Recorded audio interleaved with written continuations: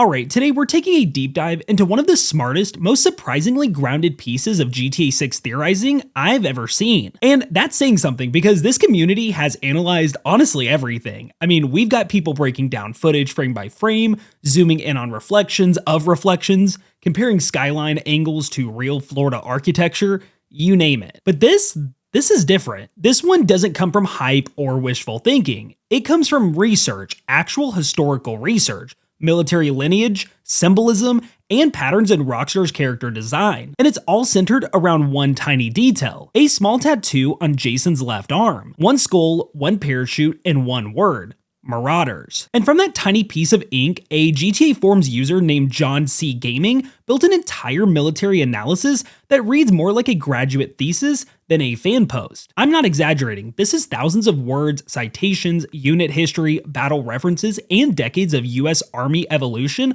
all tied back into one question. What exactly did Jason do before we meet him in GTA 6? So today we're breaking down this full theory, expanding on it, adding context, and talking about what it can mean for GTA 6's story. And of course, as always, this is just speculation. None of this is confirmed by Rockstar, but it's one of the most compelling, coherent, and well-supported theories we've seen yet. Alright, let's start with the tattoo, because that's the entire foundation. In both trailers, if you pause at the exact right frames, you can catch a small tattoo on Jason's inner arm. You can also see it in this screenshot here, which we'll use because it's just a lot easier to see all of the detail. Now, you can see a skull, a parachute canopy, and the word Marauders. Now, to most people, this just looks like generic military style art, something you'd see in a tattoo shop in Vice City. But for anyone with a background in military history, this is not a random design, because Marauders is a very specific reference. Merrill's Marauders, officially the 5307th Composite Unit, were a legendary US Army long-range penetration group during World War II. They specialized in deep jungle infiltration,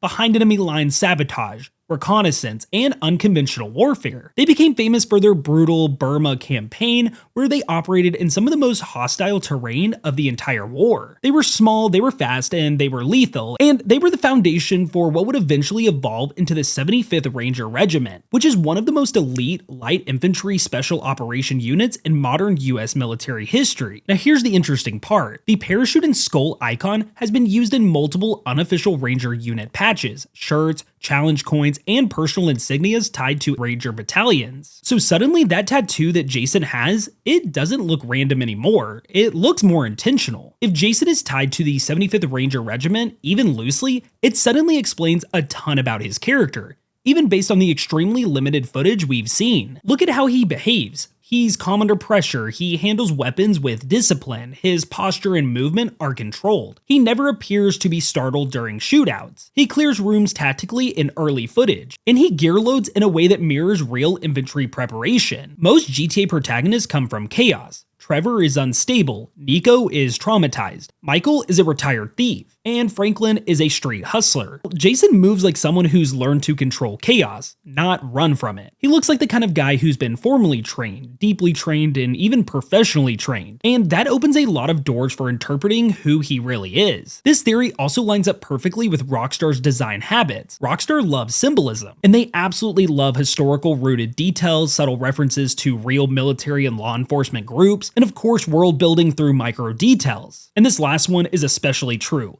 They love characters with layered, unspoken pasts. Think about it, Arthur Morgan's gang was inspired by real 1990s outlaw groups. The LCPD uniforms in GTA 4 are nearly direct copies of NYPD patterns. Same thing with GTA 5. So the idea that Rockstar might give Jason a tattoo with real military lineage, that hints at his past, and it also fits their storytelling perfectly. So what makes John C. Gaming's breakdown so impressive isn't just the tattoo ID, it's the way that he traces the entire lineage. Colonial-era Ranger ranging companies, French and Indian War units, the World War II Marauders, 50 years of airborne evolution, modern-day Ranger deployments, and how all of that symbolism filters into unit culture today. He ties structure, tactics, tone, and operating procedures all back into Jason's behavior and presentation in GTA 6. It's part history lesson, part forensic analysis, part narrative interpretation, and honestly, it all comes together shockingly well. If this theory is right, we're looking at a very different kind of GTA protagonist. Jason might be highly trained, disciplined, experienced with real tactical operations,